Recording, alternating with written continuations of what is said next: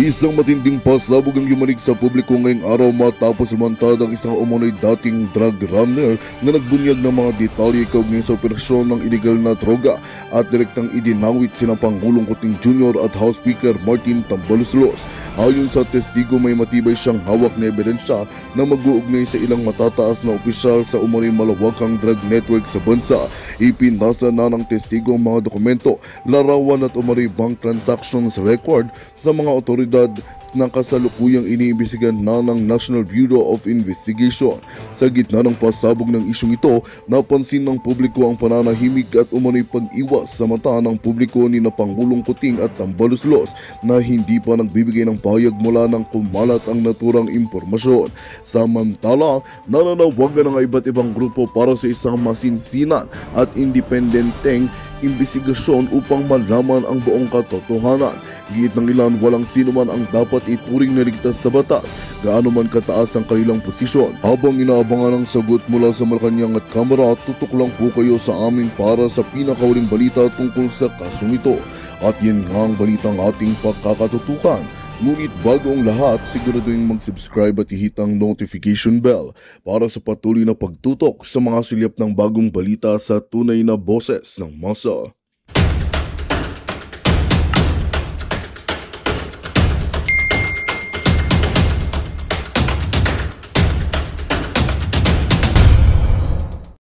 Jutang Ginemes, wala. Sa halip, si Sara dun sa 125 million. Nakikita niyo ba kung gaano kawalang iya ang gobyernong ito? At ngayon, ang report, 25.9%, is it tama yung ating facts dito? Tingnan ko lang. Okay, yeah, tama. 25.9 million families ay nakakaranas ng gutom. Okay? Na hindi nila kagustuhang magutom sila, pero dahil sa kahirapan sa buhay, ay nagugutom ang 25.9% sa 100 million Filipinos. Mga palangga. If you talk about 25, halos 26% yan. Then, 26 million Filipinos ang gutom. 26 million. 'Di ba? Mas mataas kumpara sa panahon ng mayroon tayong pandemya noong 2020. Imagine mo, walang pandemya. Nalagpasan pa ang panahon ni Pangulong Duterte na may pandemya, pero ito 26 milyong Pilipinong gutom. Pero si George Garcia, si Lisa Tanas, si Bangag ay walang habas na magpa-imprenta ng balota sa halagang 132 million pesos. Nakita niyo ba yung logic? Nakita niyo ba yung atake ng mga hinayupak na to? 26 million, round off na natin. Ay, kasi hindi lang naman tayo 100 million na tao, na Pilipino. 26 million Pilipino ang nagugutom sa kasalukuyang panahon. Pero si Lisa Tanas, si Bangag Jr. ay nagpapa-fireworks, nagpapa-party, nagpapaduran-duran, nagtatravel, nagchuchuktsaka, naglalaklakan, nagkakainan, whatever. Pero 26 million na Pilipinong gutom. Tapos ang COMELEC, walang habas na mag-imprenta, at ang sabi ni George Garcia ay i-shred na lang natin yung balota na yan. Diba? I-discard ang balotang yan. Nakita nyo?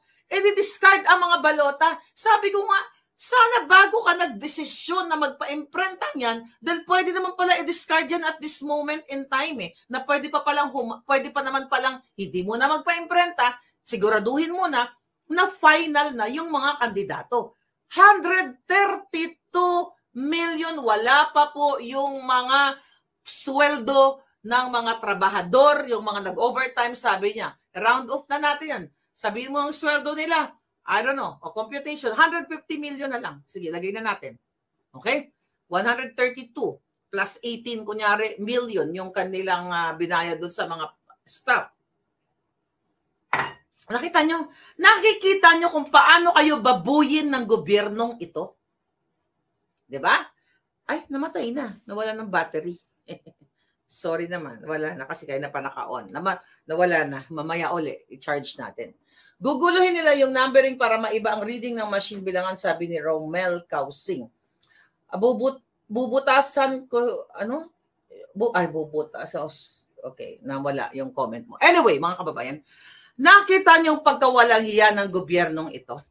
Okay? Gutom na gutom ang 26 million, tapos ang palabas ni Bangag tsaka ni Tambaluslos, mataas ang kanilang rating. Natutuwa ang mga Pilipino sa kanila. I just don't know magkano yung pegging rating nila. At natutuwa sa kanila, satisfied sa kanila ang Pilipino, hindi nagja-jibe ang numbers. Kung satisfied ang mga Pilipino, okay? Tagalin na natin. Right. Mga palangga. Kung satisfied, okay? Dali.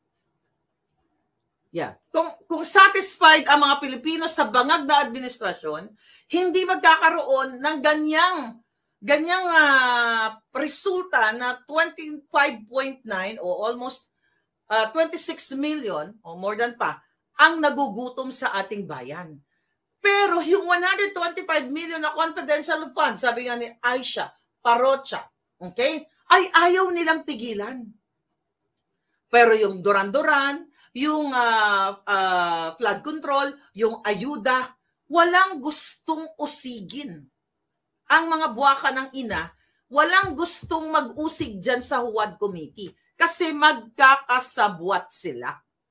Yan ang katotohanan. Dahil bukol na sa ang mga walang hiya dyan sa Huwad Committee at lalo na sa General Appropriations chairmanship na tinanggal nila tinanggal talaga. Itong si Zaldico, na ipaliwanag na ngayon ni Attorney Vic Rodriguez at I think Ira Roque, na wala nang saysay kahit tinanggal nila si Zaldico. Yun ay para mapababa yung emosyon ng tao. 'Di ba? Para i-pacify nila ang tao yung galit dito sa chairmanship o sa kay Zaldico at kay Tambaluslos. Kasi nagawa na nga yung budget eh. There's no point. Tapos na pala, na-approve na ni Bangag. So wala nang saysay yung pagdrama-drama nila, pagtanggal nila kay Zaldico. So binababoy talaga kayo ng gobyerno ng Bangag na ito. Sobrang gutom na ang Pilipino, mga palangga. Grabe po ang pahirap ngayon ng mga tao, sabi ni Aggravation File. Tuta ni Kokak si George Garcia. Okay? Sabi ni Gorgor TV. Sa kasinungalingin nila at nakuhan, paano mo pagkakatiwalaan sa numbers, sabi ni Josie Murillo. Ayun na nga palangga. Sa PCSO lang idadaan ng pera para malinis na pagdating sa bank account nila, sabi ni Mark. Yung mga taya sa PCSO, yun. Hawak nila lahat ang departamento, grabe, sabi ni Galaxy. Kaya nga, papunta na ako dito sa INC. Ano ang komento nyo dito sa, doon sa nangyari? Ako, ang komento ko, yung siguro, kasi there's no point, para sa akin, there's no point para mag-reconcile sa mga bangag. Okay? There's no point. Nakikita naman ng INC na demonyo ang gobyernong ito. Alam nyo po yan. Alam ko, nagalit kayo kay Lisa Marcos, kay Marcos Jr. sa lahat ng mga kampo nila dahil sa sobrang pagnanakaw sa kaban ng bayan. At hindi lang po Katoliko ang naapektuhan, pati rin yung mga INC members. Okay? Hopeless ako dun sa panawagang peace rally. Okay? Here's my honest comment. What's the point of gathering ng ganong kadaming tao para manawagan ng peace rally? Wala nang peace. Tingnan mo, ang dami nangamatay. May mga balita dyan, pinapasok na yung mga parlor, binaril yung may-ari ng parlor. Nakita ko yung video na yon. Ang punto de vista ko sa aking mga INC members, brothers and sisters, tama naman yung pagpapakita nyo ng inyong bilang. To me, it's like a statement na kapag tuluyan nyo si Sara Duterte, ganito kami karami. In fairness, maganda yung statement ng pamunuan ng INC at ni Congressman Marcoleta na talagang sinasabi nila yung tungkol sa katiwalian, tungkol sa kagutungan, tungkol sa korupsyon. at yung tungkol sa dapat hindi pagtuunan ng pansin yung impeachment laban kay Inday Sara doon sa issue ng 125 million pesos na yun. Tama yun. Pero my honest opinion dito at aking tingin, sayang yung mobilization na yon. Kasi bakit sayang? Hindi sa part ng INC, wala na po yan. Mga brothers and sisters, there's no such thing as peaceful conversation dito sa mga bangag na ito. Patuloy na maghihirap ang inyong mga miyembro at buong Pilipino. Pero maganda yung ginawa ninyo, pagpapakita ng inyong bilang na kung tutuusin, pwede na kayong dumiretso sa Malacanang during that time. Diba? I'm sorry kay Professor Ana at saka Spokes Roque. Hindi yan talaga kinaya ng powers ko. Dapat nandoon ako habang nagko-coverage kami. But nagkasabay kasi yung ating yung ating what do you call it, ang ating event dito. Pero nandoon naman yung positive na nakikita ko. Well, this is just me, you know me, di ba? Gusto ko nga, gurgurin na lahat yung mga yan. Sa ngalan ng batas, gugurgurin na yung mga yan. But ang sa akin lang, sobra na nagsasuffer ang Pilipino. So, maganda yung ipinakita ng INC na eto yung bilang namin. Huwag niyong ipilit yung pag-impeach kay Inday Sara. Or else, babalik kami sa kalsada. Yun yung magandang message doon. Ang nakakaloka lang, may mga sumakay na mga politiko katulad ni Nograles, ni Fernandez. Sino pa yung mga sumakay doon? Na pumunta doon sa pagtitipon ng INC, di ba? Kasi sabi nga nila, apolitical yun eh. Panawagan yun eh. Si Marcoleta, okay lang kasi member, isa siya sa miyembro, walang problema yun. Di ba? Pero may mga politikong doon, nakisakay doon mga palangga. Yes, may right timing. Sabi ni LM, kailan ang right timing? Di ba? Nakakapagod din palangga. Naintindihan ko yon. Naiintindihan ko lahat ng bagay may right timing. Utang ina, 3 taon na ako nagngangalgal, magta-3 taon na ako nagngangalgal dito, magta-3 taon na si Bangag, uubusin na nila ang pera ninyo. Uubusin na nila ang pera ninyo. Inuubos na nga eh. Ito, bagong-bago ito. Okay? Pag-uusapan natin ito ni Attorney Glenn, pero ibibigay ko sa inyo ang parang intro pa lang. Ang plano ngayon, napag-alaman ko, okay? Napag-alaman ko ayon sa ating puting ahas, si Lisa Tanas, si Bangag, si Altenco ay may balak na i-privatize ang lahat ng kasino sa Pilipinas. Bakit kamo? Para maka-kickback sila 10%, 20% sa mga owners, okay? Sa mga may-ari niyan ng kasino na yan para sa kanilang pangungutong ni Bangag, ni Altenco, yung Bangag administration. Yan po ang plano nila. Altenco, akala mo hindi ko alam ha? Yun ang gusto nila. Kasi ngayon, ang nangyayari ngayon, under pa siya ng, under the regulation of PAGCOR. Bakit gustong i-privatize ni Lisa Tanas at ni Bangag at nila para tuloy-tuloy ang kickback nila sa casino? And we have napag-alaman natin na meron pala tayong mahigit 200 na casino sa Pilipinas. Hindi ko nga alam yan eh. So imagine mo kung bawat casino na yon ay kukotong si Lisa Tanas, 10% or 20%. Hindi nga naman ma-audit kapag pinrivatize na at hindi na dadaan ito sa PAGCOR kasi under PAGCOR regulation yan, di ba? Hindi na nga naman ma-audit ng COA. Di ba? Hindi na ito mas-scrutinize ang mga private casinos kasi private na eh. Nag-uusap na lang sila at Lisa Tanas, eto yung kickback mo. Total, tinulungan kita na ikaw manalo sa bidding. Ego. Meron. Yan po ang pag-uusapan namin tomorrow. Oh my God. Kaya kailan yung right timing? Kailan sa inyo, alam niyo sa totoo lang, yung mga nakikinig sa akin na walang pagmamahal sa bayan, Jutang Ginimes, Wala akong mapapala dito sa, again sa sinasabi ko. Ang meron ditong magbibenepisyo dito, kayo.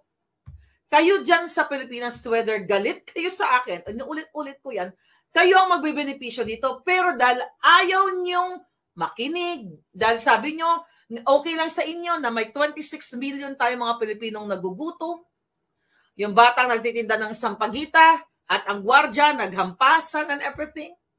Nakita nyo yon sa mall? Ganon ang larawan ng kahirapan sa atin. Yung mga bata, yung bata na nagtitinda ng sampagita, pinapalayo ng gwardya kasi bawal magtinda doon sa SM. Sang SM yon. Tapos yung bata, ayaw. Hindi naririnig yung kanilang conversation.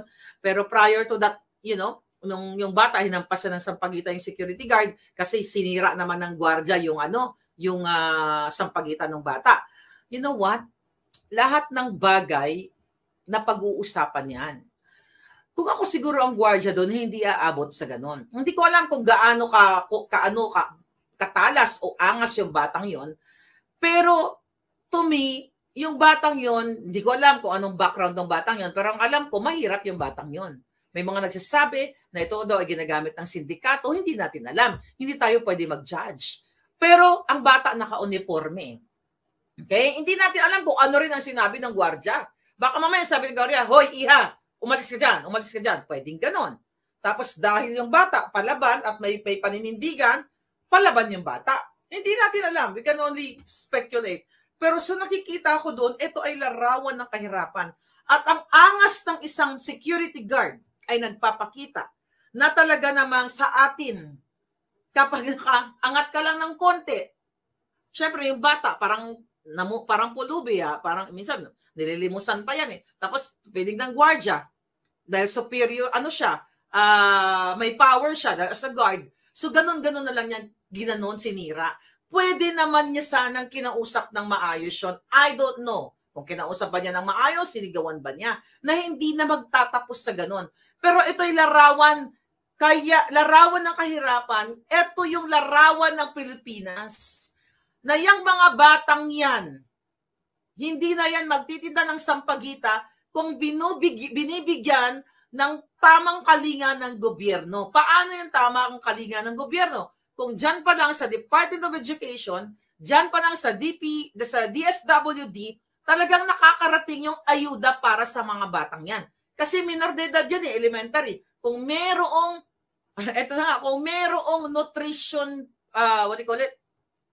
food allocation para sa mga bata. Di ba? Sa school pa lang, merong food program na nakakakain yung mga bata. Kaya nagtitinda yung batang yan, pangbaon sa eskwela. Yun ang nakikita ninyo. Di ba? Number 1, yan ang problema. Pero dahil ninanakaw ng mga buwaka ng ina, ang pera, diyan binawasan ang budget ng Department of Education, inilagay sa mga ayuda na binubulsa ng mga walang-iya. Ang DSWD, ginagamit din, pinopoliticize din, ninanakaw din yan. Ang mga ayuda ay ginagamit para pangpabango ng mga hinayupak ng mga politikong ito at gagamitin ito sa darating na eleksyon. Talo talaga ang taong bayan. Talo ang mga kabataan. Kaya nagre-result dito sa ganitong klaseng nakikita natin na yung bata, sinipa pa ng guard eh. Di ba? Yung bata, sinipa pa niya eh. Imagine mo, ang laki-laki niya. Sabihin na natin yung bata, kunyari nagagaganon. Di ba? Maximum tolerance, tinuturo din yan sa gwardya. At bata yan eh. Sabi mo nang ang bata doon, dilaan, daldalera. Hindi mo dapat tadyakan yun. Yun ang nakakalungkot para sa akin. Kung papayagan nyo pa si Bangag na ipagpapatuloy, yung mga gwardya natin ngayon, hindi lahat, magiging maangas ng ganyan. Magiging talagang magulo ang Pilipinas. Ngayon ay napakagulo na. Dahil ang tao nagugutom. Imagine nyo, 26 million ang gutom. Kapag gutom ka, kapit ka sa patalim. Pwede ka mag-akyat bahay gang. Pwede ka mang-hold up, manuto. Di ba? Gutom ka eh. Eh, ang mga putang inang mga nasa Huwad Committee, yung Bangag na yan, nagnanakaw ng pera nyo. Etong mga kapit sa patalim, ano ba ninanakaw niyan? Ba't hindi natin sinajustify yan? Anong ninanakaw na mga yan? Pangtawid gutom. Nakita nyo na ba? lulubog kayo lalo dyan sa Pilipinas. Kaya nga, kailan yung timing para mapatalsik yung putang inang Marcos na yan? Peaceful? Peaceful, mag-resign siya. Kaso bangag yan, hindi yan magre-resign. Dahil na-i-enjoy niya ang pagnakaw. So there's no way na magkaroon ng peaceful dyan na pag-uusap. Ang dapat talaga dyan, ejection. I-eject o hilain. Diba? Yung mga jutang genimis na yan. Actually, takot sila eh. May ganyan, diba? May marami tayong mga pasabog na mga yan. Kailan? Kailan magsasalita ang mga brusko? Dahil ang alam ko, nabalitaan ko na nandoon kayo sa INC. Ba't hindi kayo umaksyon? Kailan kayo kikilos? Tangay na, nagpa-fireworks na and everything, lahat na. 26 million ang gutom. Hindi nyo kaya yan, ng mga polis. 200 lang kayo, di ba? 200 kayo katao. 200,000 rather. Tama ba? 200,000 lang ang mga police officers. Yung 26 million na dyan, yung 1 million na yan, mang-hold up lang yan ng bangko, mang-hold up lang yan ng mga tindahan, dahil sa kakajutahang gutom, hindi nyo na kayang kontrolin ang peace and order sa Pilipinas. Kaya napansin ninyo, yung parlorista, yung may-ari ng parlor, pinasok, binaril, patay. Gutom yan. Gutom na gutom yung mga tao, kaya gumagawa ng kasamaan. And aside from that, kargado pa ng pulburon. Dahil ang inyong pinuno ay pulburonic. Ha? Madam, 227 ang PNP at 170K naman ang AAP. Thank you, Begwarp. Yun na nga palangga. Pagsamahin mo pa yan, 200 plus 170, that's 400K. Pagsamahin mo pang sundalo at ang mga pulis, sa out of 26 million na nagugutom ay magnakaw yan, kahit na 500 na lang eh, 1:1. Okay? 1:1, ano? One criminal to one police or sundalo. Hindi pa rin. At expect nyo na patuloy na lalala ang bayan natin. Ka-comment na kayo kung ano yung namimiss kong topic para may mapag-usapan tayo. We still have a lot of time. Nagalit yung bata kasi sinira yung bulaklak na paninda niya, sabi ni Maloy Castellan. Nakita ko nga yun, ginanon eh. Traidor din kasi itong security guard. Although nag-release na ng statement, tinanggal na yata siya sa trabaho, nag-release ng statement ang SM. Alam nyo, ako naniniwala ako na yung mga batang yan, kahit gaano kaangas yan, pag maayos ang pakikipag-usap mo, mag-respond yan kahit sinong tao, kahit, kapag kinausap mo ng mabuti, hindi yan magwawala. Baka may sinabi din siya kasi may nagtatanggol sa security guard na ito, baka yung bata, batang hamog yan or batang, ginudge nila na yung bata daw is sindikato. Palangga, naka-uniform yung bata. Well, pwede siya magsuot ng uniform. It doesn't matter. Kung siya ay hawak ng sindikato, the more natutulungan natin siya. Kasi biktima siya ng mga sindikato. At dapat hulihin ang mga sindikato. Bakit hindi yan nahuhuli ng mga pulis? Kung sino yung mga sindikatong yan? Baka mamaya yung mga sindikato yan ay mga tao ni Lisa Tanas. Pati mga sampagita ay pinagtsatsagaan ni Lisa.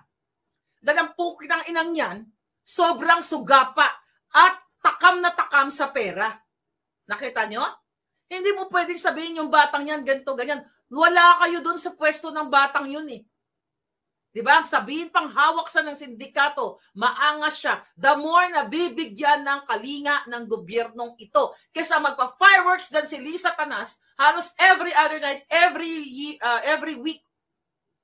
Lumalamon, lumalaklak ng alak, nagtsutsyakan, nagpupulburon yung mga hinayupak na yan, dyan sa Malacanang. Tapos paglabas dyan sa San Miguel, sa Maynila, ang larawan ng kahirapan, andyan yung mga nagra-rugby, yung mga batang hamog. Hindi ba nakikita ni Bangag yan? Nasa bakuran niya. Ang mga batang yan, nasa Maynila. Hindi ba niya nakikita yan? So, ibig sabihin, bangag yan, bangag. Yang mga batang nasa kalye, kaya yan tanggalin sa kalsada kung mayroon lang tamang leader. Kung hindi lang nila binubulsa yang mga ayuda-ayuda na yan. Yan ang nakakalungkot sa inyo. Kailan kayo kikilos? Pag ubos na ang pera, lahat, agriculture, DA, lahat ng ahensya ng gobyerno ay pinakikialaman ni Lisa Tanas. Ninanakawan ng hinayupak na babaeng yan. At kan si Marcos, susubuan lang ng pulburon. Tapos na. At sunod-sunura na yan. Yan ang mga nangyayari sa inyo, mga palangga. Leon Javier Vlog. Okay? Matanda na daw po. Nagsuot lang ng uniform. No, hindi yun matanda. Nakita ko, bata pa. Grabe naman kayo. Hindi yun. Belikante, hindi matanda yun. Bata pa yun. My God. Okay. Pagbigyan natin yung naratibo na yan. O ipagpalagay na natin. Pero hindi yan totoo. Na matanda, nagsuot ng uniforme. Para what? Para kaawaan siya, para magbenta siya para may bumili sa kanya ng sampagita. It's the same thing. Yun ay produkto ng kahirapan. Produkto ng sindikato. Produkto ng adictus. So, hayaan na lang ba natin yung ating mga kababayan? Ayun, kasi more on tayo eh. Minsan tayo pa nagkukutya sa ating kapwa. Ay, nagsuot lang yan ng uniforme.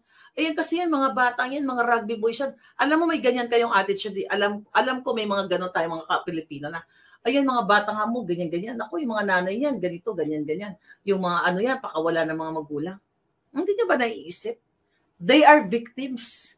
Kung may matino tayong gobyerno ang nag-aalaga sa kanila. Hanapin ang mga magulang yan. Bigyan ng warning. 1, 2, 3. Pag pinabayaan mo, or hindi warning, dapat may batas tayo na ang mga batang sa lansangan na yan, although alam ko meron yan, hindi dapat yung pinababayaan ng magulang, dapat managot ang mga magulang.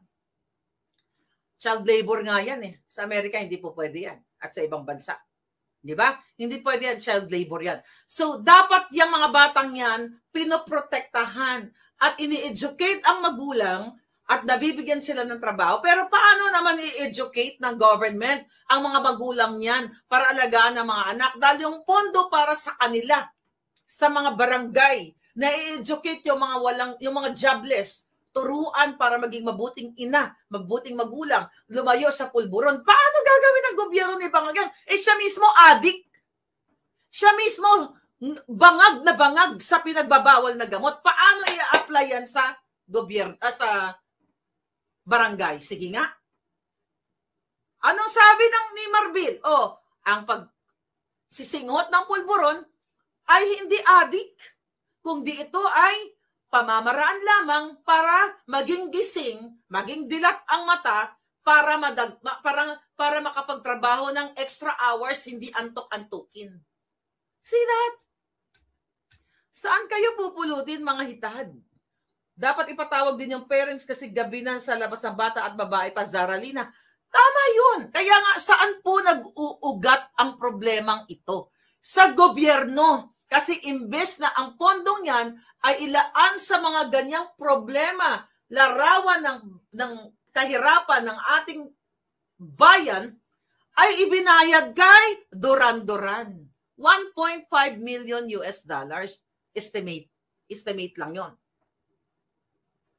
Ang 132 million pesos na balotang isusunugin or isisred ni George Garcia. Ilang bata na nagtitinda ng sampagita ang mabibigyan ng scholarship ng 132 million pesos na yon, na dilastay doon sa putragis na balotang yon. At ngayon gusto pang rambole ng numbers ng mga kandidato at gustong tamaan itong number ni Attorney Vic Rodriguez at iba pa. Ilang scholarship ang maibibigay doon sa kay Duran-Duran? Ilang scholarship ang pwedeng ibigay sa mga kabataan doon sa fireworks na every night, every other day na nagpa-fireworks o nagpa-party si Lisa Tanas at si Bangag? Ilan yan?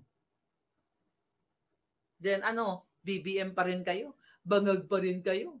Kahit ngiwi na, kahit addict ng hayop na yan. Addict yan. Certified na addict. Mag-iisang taon na sa July nung tinakot nila ako, nakasuhan nung ipinalabas ko ang video at authenticated na bangag. Pero ni isa walang kaso. At yung pagiging kidnapper ni Lisa, ni isa walang kaso. Powerful yung mga yan. Ayaw bigyan ng aksyon. Kasi alam nila na makakalabos o madadrag sila sa buong mundo the moment na ginawa nila. So ang gagawin nila, ang ginawa lang nila, yung mga proxy cases. Magandang balita ang hatid namin sa inyo ngayong araw. Sa pagtatapos ng aming balitaan, nagbigay kami ng mga mahalagang impormasyon. Maraming salamat sa pagtutok at pagsuporta sa aming programa. Huwag kalimutang manatili sa mga susunod na araw para sa mga bagong balita at mga kwento na dapat nating abangan. Mula sa Boses ng Masa, magandang araw Pilipinas!